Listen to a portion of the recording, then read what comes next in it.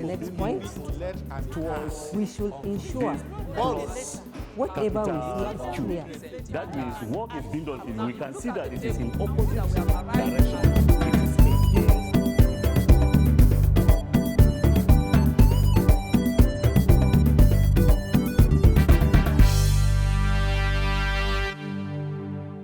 Good day, my wonderful students, listeners, and viewers at home. You are welcome to today's e-learning telecast. As you are aware, this telecast is being sponsored by Kaduna State Government. My name is Mr. Charles Dunia Nanat, and by the grace of God, I'm your civic education teacher. Our topic for today is civil society. And as you are aware, we will be doing a continuation, a part 2 of civil society.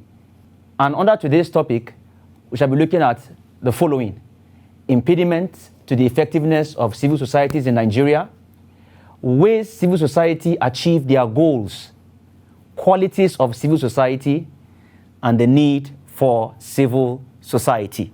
Now, I would like to do a recap of what we did in our last class before we continue today under impediments to the effectiveness of civil societies in Nigeria. 1, civil societies are vulnerable to political manipulations. 2, corruption on the part of members is a very serious problem and challenge to civil societies. 3, divided loyalty or interest on the part of members.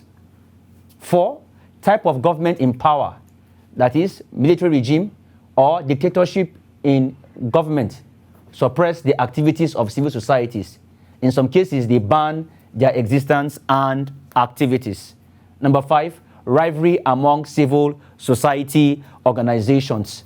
Such rivalry is unhealthy, which may lead to jealousy, envy, strife, etc. Number 6, involvement of the leadership of civil societies in partisan politics. Number 7, the activists of some civil societies are often antagonistic and hostile to government. Hence, they do not get the needed attention. Number 8, insincerity of some civil societies. Some civil societies are not sincere in regards to their scope of operation, aims, and objectives. Number 9, internal wrangling or personality clashes of the leadership. And lastly, lack of accountability. Today, we shall be doing a continuation on the impediment to the effectiveness of civil society in Nigeria. Number 11, political instability. As a result of change of government, change of administration, change of leadership in the nation, some administrations are at loggerheads with civil societies. Such governments usually ban their activities because they are seen as threat to the government. My dear students, this is very common when there is a change of government, especially if it is a military or more of a dictatorship government. You discover that they try to ban the activities of civil societies because they see them as threats. Don't forget, I earlier told you that civil societies are watchdogs. We all know what dogs do in our houses. Most of us have dogs as not just pets, but dogs are able to watch over us. They protect us and give us security. So civil societies are like that. They try to ensure that government don't go out of hand. They make sure they control the excesses of government. And so some governments don't favor their activities because they are a threat to the government. Number 12, inadequate funding. Most civil societies are faced with problem of inadequate funding. Their activities are ineffective because they lack funds to secure necessary items and materials that will enhance their productivity and success. Most civil societies don't have a legal framework, structures, offices, manpower, adequate staff, etc. One of the major challenges that civil societies are facing in Nigeria is the issue of lack of funds, that is financial problem. You discover that most of these civil societies have very good programs, very good agenda, very good intentions, very good aims and objectives, but they have serious limitations due to lack of funds. Most of them don't even have an office where they operate from. They don't have the necessary gadgets and tools that will aid their job.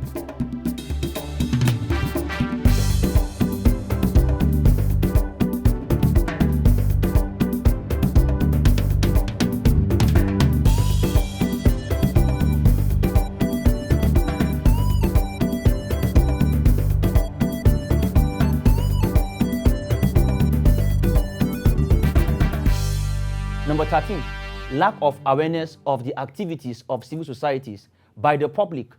Poor sensitization and enlightenment of their activities to the public is an impediment to their effectiveness. A lot of people don't know what civil societies are, reasons for their establishment, aims and objectives, etc.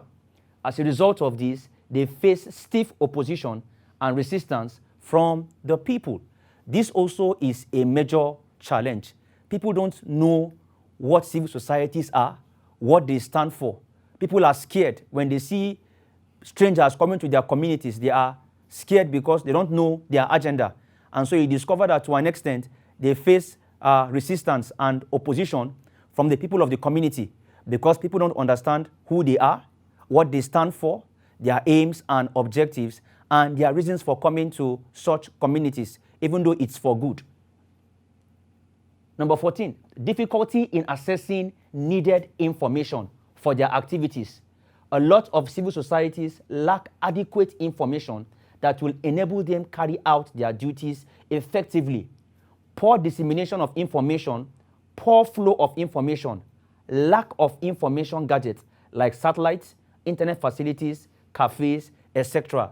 This also is a major challenge that most civil societies are facing in Nigeria. Difficulty in accessing vital information. We all know that information is power, and we all know that if you are not properly informed, you will be deformed. And so most civil societies have this challenge of accessing adequate information that will enable them carry out their aims and objectives and to reach out to the people effectively. Number 15, preferential treatment in their operations. Most civil societies tend to carry out their operations in communities where they will be favored. Most at times, they ignore communities that actually need them and go to communities so as to lobby for favor. You discover that most civil societies tend to reach out to communities based on what they will get in the form of lobbying.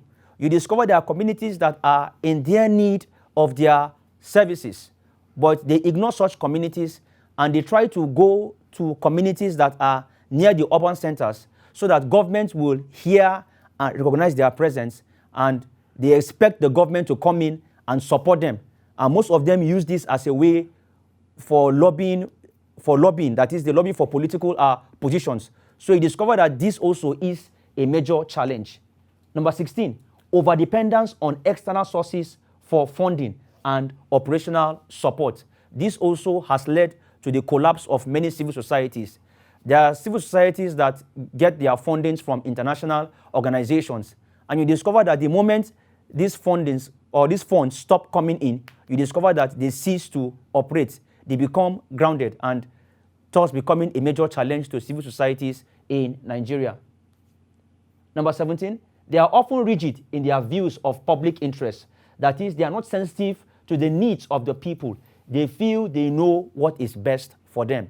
This also is a major problem. You discover that most civil societies don't consult the people of the community before they embark on a project. They just go to a major community and they feel they know the needs of the community.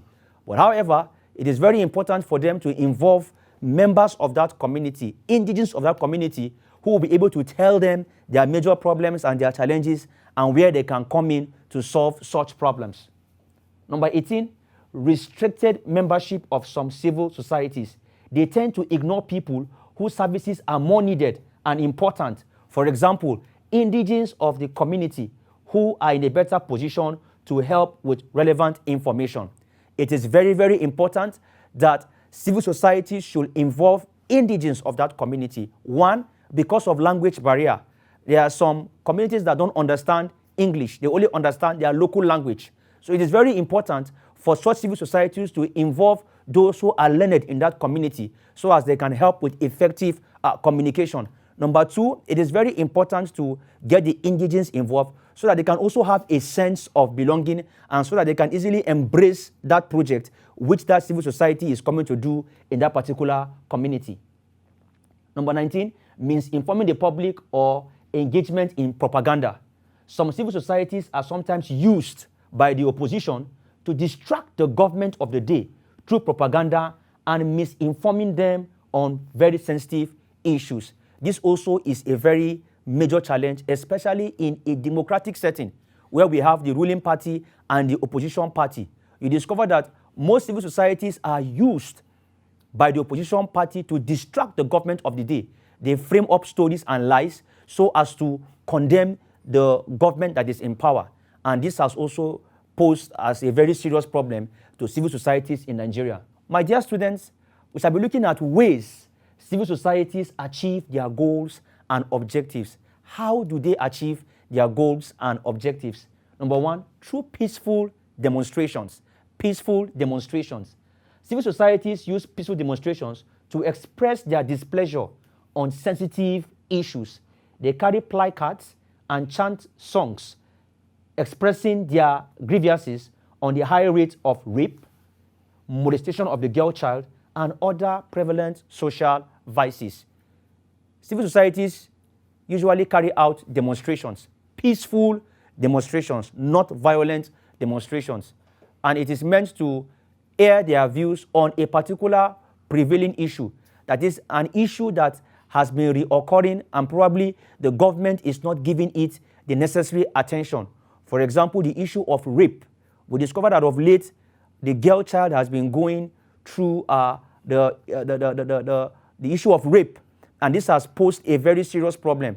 Most civil societies have been able to come out for demonstrations, chanting songs, and then holding cardboard papers with inscriptions like "Say no to rape." They are trying to pass a message to the government, and they are trying to draw the attention of the government so that they can come in and intervene on this issue. They have drawn the attention of the government through demonstrations, urging the government to make stiffer penalty and punishment for rapists, which is life imprisonment. Number two, dialogue. It simply means a conversation or discussion between two or more people to resolve a problem. Civil societies engage the government, stakeholders, in meaningful discussion so as to negotiate with them, express their grievances, listen to other parties, and then come to a consensus or agreement. One tool that the civil societies use to achieve their goal is dialogue. Now, dialogue has to do with conversation, peaceful discussion. You discuss peacefully, you get to understand each other, you get to look at the problem from different angles, and then you proffer solutions to that problem. You both come to an agreement on how that issue and problem can be solved. Number three, use of mass media, that is both print and electronics media. Civil societies make use of the mass media like television, radio, newspapers, magazines, etc.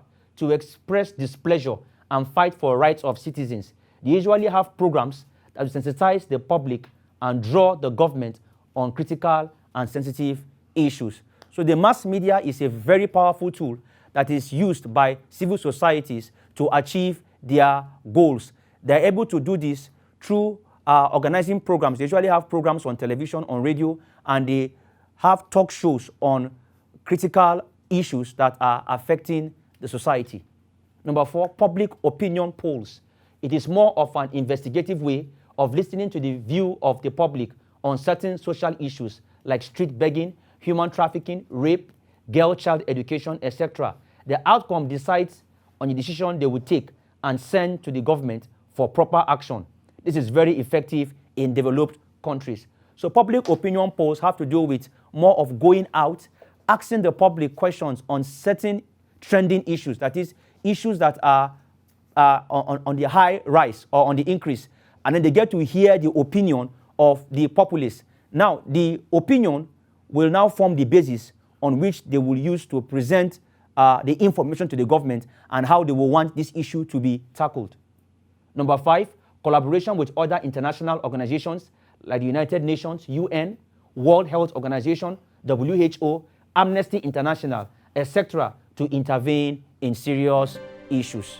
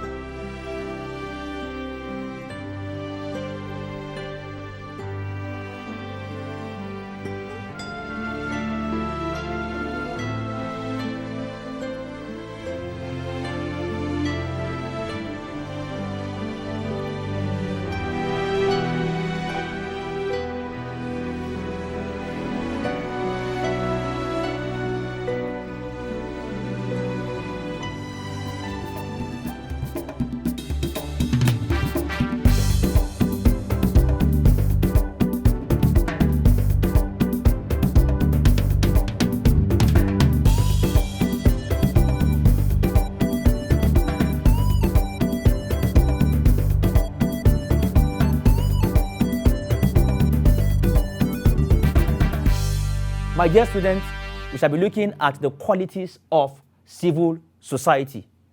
One, they are good mobilizers, especially in community development projects. We discover that not every time that the government will come in to solve a particular problem in a community. Most civil societies have been able to mobilize communities to identify their problems and then look for resources to solve such problems. Example, building of bridges, construction of roads, healthcare centers, etc. Number two, they promote peace and security, intercommunal relationships, etc. A good civil society will always promote peace. They will preach the gospel of peace so as people can live together in love, in unity. And we know that if there is love, if there is unity, if there is peace, it will bring about meaningful development. Number three, they resist dictatorship, oppression of any form. They are freedom fighters and watchdogs. Civil societies try to ensure that fundamental human rights are respected. They make sure that the government is put in check so as to ensure that citizens enjoy the benefits of good governance. Number four, they consist of non-state and non-governmental groups to pursue definitive issues and interests, that is, pressing social contemporary issues. It simply means that civil societies are not governmental, they are not political. Everyone can belong to a civil society. Anyone can be part of a civil society in as much as we are fighting for good governance and the rights of citizens. Number four, they are in most cases transparent. They are transparent in the case that their activities are open for everyone to see. Next, we shall be looking at the need for civil societies. The need for civil societies. One, civil society promotes good governance. That is, the rule of law must prevail. Respect of fundamental human rights. Good governance is very, very important in every government, in every country, and in every nation. Civil societies are there to ensure that citizens enjoy the benefits of good governance. Number two, they promote poverty alleviation. There are a lot of civil societies that have been able to come up with good poverty alleviation programs that has empowered youth, that have given youth employment so that they will not depend much on the government, so that they can be self-employed. Number three, it serves as a check on state power. That is, they regulate their excesses. In other words, they try to regulate the powers of the government, especially if the government is a brutal government. Number four, they hold government to be accountable to the people, especially democratic government that have made promises before elections. They try to remind them of such promises. That is, government should be accountable to the people. Number five, it fights against corruption and economic mismanagement. They ensure that resources that are meant to better the lives of citizens are properly channeled and used for that purpose. Number six, it promotes defense of human rights. It promotes defense of human rights. That is, they're able to defend human rights. That is, no human being should be oppressed. Human beings should enjoy their fundamental human rights that are natural and God-given. Number seven, it promotes educational, health, and infrastructural development. We have seen civil societies that have established schools, hospitals, and other social infrastructures that are of benefit to the people of the community. Number seven, it fights against collapse of the society. That is, when there is anarchy, no regard and respect for fundamental human rights and rule of law, it will lead to a lawless society and eventual collapse of the society. They try to remind government on the issue of democracy, that democracy is a government for the people, by the people, and for the people. There is no force, there is no pressure. People should not be trampled upon, especially when it comes to the issue of fundamental human rights. My dear students, by the grace of God, this is where we come to the end of today's lessons. I hope you have learned a lot. But before I take my leave, I would like to leave you with this assignment. Number one, mention and explain 5 qualities of civil societies. Number two, highlight 5 ways in which civil societies achieve their goals. Number three, mention 5 reasons why we need civil societies in Nigeria. Number one, mention and explain 5 qualities of civil societies. Number two, highlight 5 ways in which civil societies achieve their goals. Number 3, mention 5 reasons why we need civil societies in Nigeria. For further reference, you can contact the following textbooks. 1, Civic Education for Senior Secondary Schools and Colleges by J.B. Saleh, Dr. O. Ademola, P.A. Damlop. Number 2, Civic Education for Senior Secondary Schools and Colleges based on the NERDC curriculum by C.I. Nwaeze, V.E. Ogbe, Y.S. Bashir, et al. For your reference, again, Civic Education for Senior Secondary Schools and Colleges by J.B. Saleh, Dr. O. Ademola, P.A. Damlop. Number 2, Civic Education for Senior Secondary Schools and Colleges based on the NERDC curriculum by C.I. Nwaeze, V.E. Ogbe, Y.S. Bashir, et al. My name is Charles Dunia Nanat. You can contact me with your questions and your assignments on this number, 070-6312-6878. My name is Charles Dunia Nanat.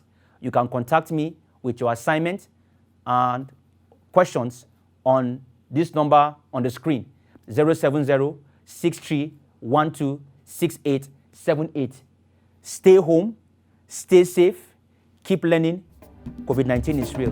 God bless you. See you next time.